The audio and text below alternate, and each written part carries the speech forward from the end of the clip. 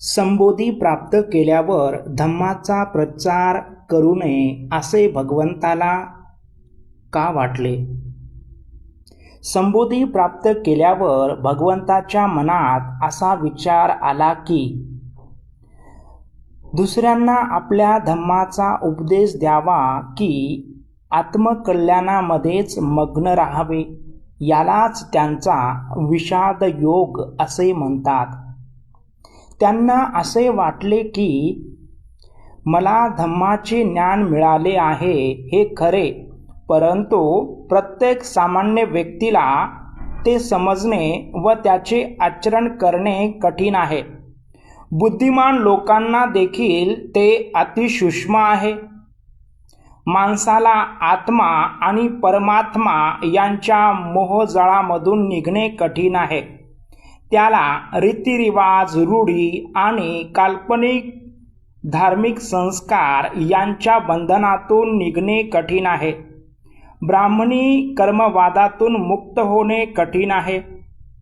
लोकांना आत्मा नित्य आहे या आजपर्यंत त्यांनी स्वीकारलेल्या सिद्धांतापासून मुक्त होणे कठीण आहे. जर मी माझ्या सिद्धांताचा उपदेश दिला व लोकांना तो समजला नाही किंवा समजून देखील त्यांनी जर त्याचा स्वीकार केला नाही किंवा स्वीकार केल्यावर देखील त्यानुसार ते आचरण करू शकले नाहीत, तर लोकांनाही व्यर्थ श्रम होतील व मलाही उगीचच त्रास होईल. मी संन्याशी राहून आपले स्वतःचे कल्याण निश्चितच करू शकतो. या प्रकारे भगवंताचे मन धम्माच्या प्रचाराकडे न झुकता निष्क्रियतेकडे झुकले.